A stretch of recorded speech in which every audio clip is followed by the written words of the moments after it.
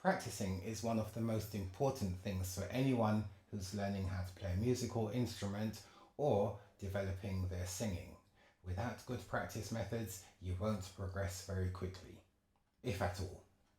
And we'll be having a quick overview as to practicing for singers, practicing for someone playing the piano, practicing for someone playing the violin.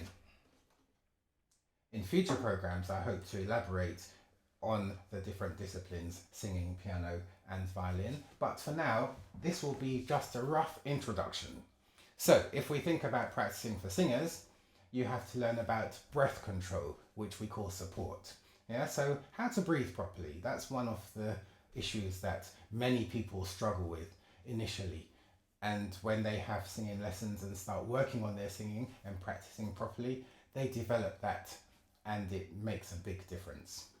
And we also have to learn about the range of the voice. That means the low part of the voice, the middle part of the voice, the high part of the voice, how to work on all those different pitches and those musical areas, and how to use your voice effectively in the low parts, the middle parts, and the high parts. And of course, we learn about producing different sounds as vocalists.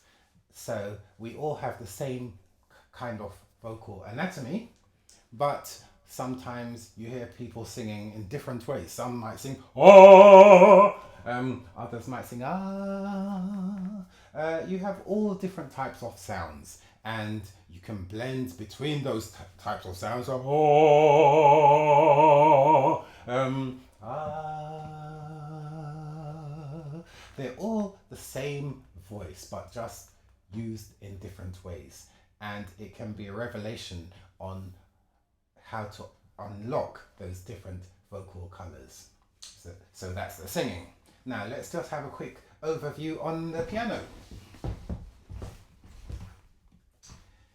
Often people learning how to play the piano find it very difficult to use both hands at the same time, but that's something that we adjust to fairly quickly. Right, so initially we might just do finger exercises for one hand to develop the strength, and then we do the other hand. Doesn't matter which sequence you do them in, and then both together. And we might include chords as well, which is like a group of 3 notes played together at the end of those. And the other hand, both together. And we can do the same thing starting on different keys. There are 12 different keys on the piano. Of course, a full-size piano has 88 keys, but the different types of keys is 12 because they're all repeated. So we have 1, 2, 3, 4, 5, 6, 7, 8, 9, 10, 11, 12, and then it starts again. So we can start those finger exercises on each of those, any of those 12 keys.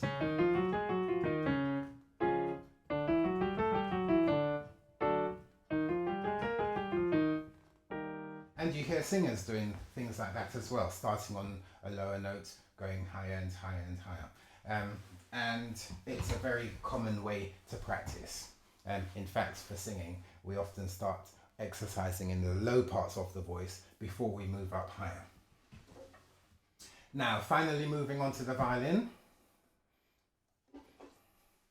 Violinists have so much to practice, and even just holding the violin up like that can be tiring for the left hand as a beginner.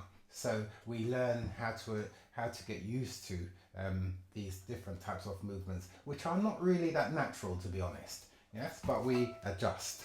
And with the violin, we start off with simple exercises, and we graduate to scales.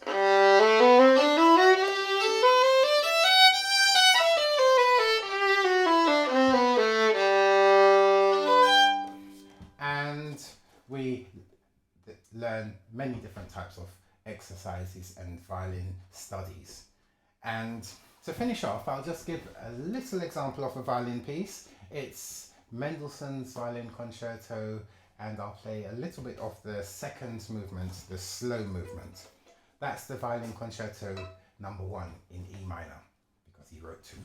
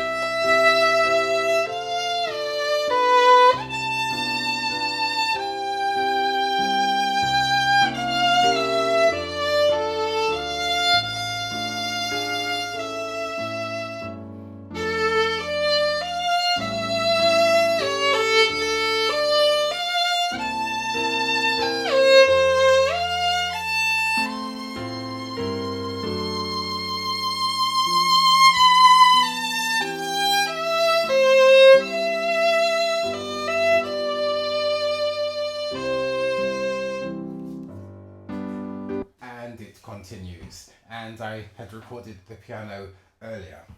And as I played that, I listened to various things, intonation being one of them, tuning. And there are always places where the tuning can be polished up.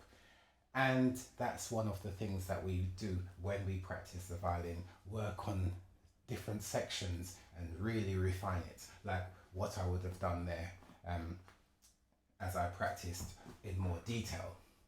So I hope this overview was very interesting, and we hope to elaborate more in future programs. So thanks for watching.